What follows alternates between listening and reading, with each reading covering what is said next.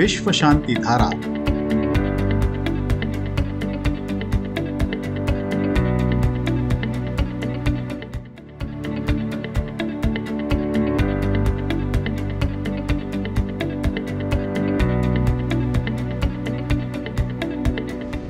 मनुष्य आज विनाश के कगार पर खड़ा है। पूरी दुनिया में अशांति फैली हुई है। ऐसे में विश्व शांति की आवश्यकता बहुत ज्यादा और तेज हो गई है। इस अशांत वातावरण में विश्व शांति कैसे और किस प्रकार हो सकती है, इस पर विचार विमर्श करने के लिए दुनिया भर के ज्ञानी, साधु संत, शास्त्रज्ञ और तत्ववेत्ता पुणे में एक साथ आए। अवसर था लोनी स्थित दुनिया के सबसे बड़े विश्व शांति गुंबद में आयोजित विज्ञान, धर्म और तत्व ज्ञान पर आधारित 8वीं वैश्विक संसद का।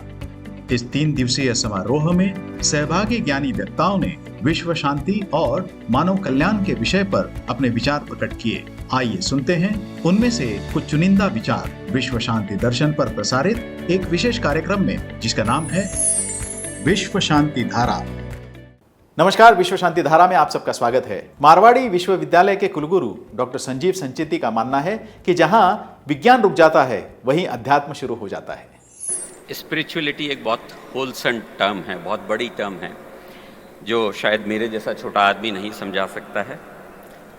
It is related to maybe human spirit, maybe something which is not physical and material so you cannot see it, maybe related to religion, maybe something else which is knowing oneself more thoroughly or beyond something, or knowing the purpose of life. All those things combined could be called as spirituality in my opinion.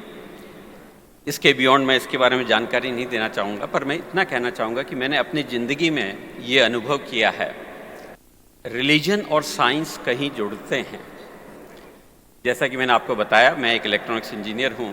मैं RF radio frequency या microwave या wireless की दुनिया में काम करता हूँ, और वहाँ पे ये तरंगें चलती है, वेव्स घूमती हैं, जो आपको हमको मोबाइल से जोड़ती हैं।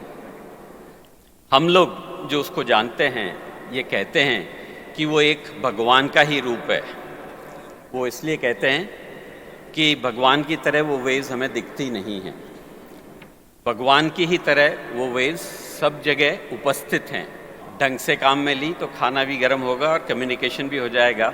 RF सिग्नल कई रूप में काम में लिया जा सकता है या देखा जा सकता है। उसी तरीके से भगवान के भी कई रूप हैं। मेरा अपना बहुत सिंपल टर्म्स में ये मानना है कि जहाँ साइंस ख़त्म होती है वहाँ स्पिरिचुअलिटी चालू होती है। इसलिए हमें उसको एक इनफाइनाइट रूप में, बड़े रूप में देखना चाहिए, उसके बारे में बातचीत करनी चाहिए, उसके बारे में हमें कुछ बताना चाहिए और उसके बारे में कुछ जानना चाहिए। Education institutions are the best place to seed those kind of ideas which is very important. Unfortunately हम ऐसा नहीं करते हैं। ये एक उदाहरण था जो मेरी प्रोफेशनल लाइफ से है कि स्पिरिचुअल वर्ल्ड और प्रोफेशनल वर्ल्ड कैसे जुड़ा हुआ है। हमें एक ध्यान रखना है इस संबंध में कि जब हम अपना विजन मिशन बनाते हैं, क्योंकि हम संस्थाओं की बात कर रहे हैं कि संस्थाएं इसको कैसे आगे बढ़ाएगी, कैसे जोड़ेगी कि पीस हो सके, कैसे जोड़ेगी कि हम सेंटर ऑफ एक्सीलेंस बना सकें स्पिरिचुअलिटी ओरिएंटेड रिसर्च में। तो हमें ध्यान रखना है कि जब हम अपना विजन मिशन बनाएं तो हम सिर्फ ये नहीं लिखें कि हम वर्ल्ड क्लास यूनिवर्सिटी बनना चाहते हैं, हम बहुत बढ़िया से बढ़िया साइंटिस्ट बनाना चाहते हैं। और जो हमने उसको उपयोग में भी लिया, और वो था कि सबसे पहला जो हमारा ध्येय होना चाहिए यूनिवर्सिटी के विजन मिशन में, हम आप सबको और अपने आप को गुड ह्यूमन बीइंग्स बनाएं। दूसरा जो ध्येय होना चाहिए हमारा, उस लॉजिकल ऑर्डर में बता रहा हूँ, वो है रेस्पॉन्सिबल सिटीज़न, कि हम एक अच्छे नागरिक हों, जिम्मेवार नागरिक हों। और तीसरा जो हमारा ध्येय होना चाहिए वो होना चाहिए कॉम्पिटेंट प्रोफेशनल। मैं इंजीनियर हूँ, आप डॉक्टर हैं, तो आप उसमें अच्छा करें, मैं अपने विषय में अच्छा करूँ।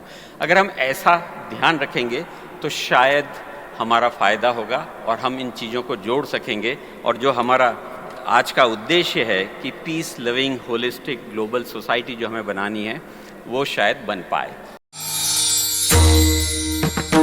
समस्त बंधू भगिनी आणि वारकरी भाविक भक्तांनो, तत्वज्ञ संत श्री ज्ञानेश्वर श्री तुकाराम महाराज यांच्या नावाने आणि विश्वधर्मी प्राध्यापक डॉक्टर विश्वनाथदास कराड यांच्या अथक प्रयत्नाने साकार झालेल्या या विश्वशांतीच्या घुमटातून भागवत वारकरी परंपरेचा हा ज्ञान विज्ञानाधिष्ठित अध्यात्मशास्त्राचा दिव्य संदेश संपूर्ण मानव जातीला सुख, समाधान आणि शांतीकडे घेऊन जाईल याचा आम्हाला विश्वास वाटतो.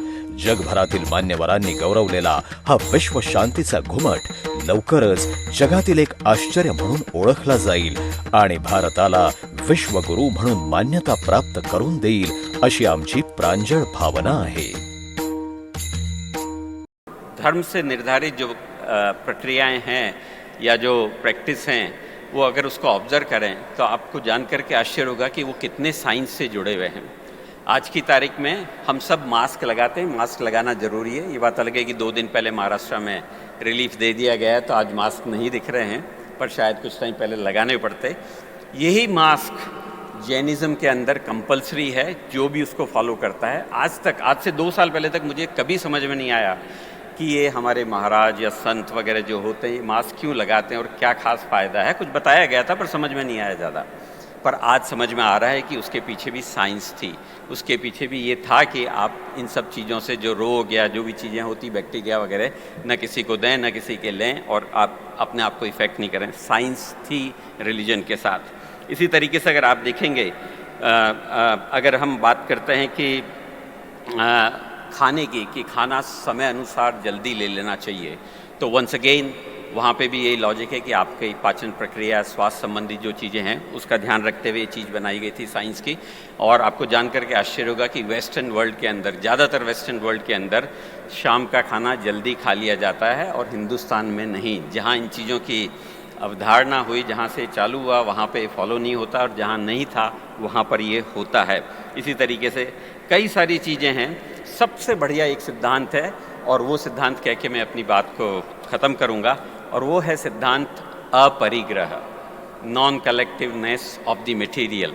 आपको जितनी ज़रूरत है सिर्फ उतना ही लें, उतना ही बनाएं, उतना ही खाएं, उतना ही रखें. जैसे जैसे अगर आप बिना ज़रूरत का सामान रखते हैं तो आपकी जो ग्रीड है वो बढ़ जाती है, आपकी जो इच्छा है बढ़ जाती है. ये भी काम आएगा, ये भी ले लूँ, ये लूँगा तो उससे बढ़िया हो जाएगा. ये सारी चीज़ें हमें सिखाने की है एजुकेशन के अंदर.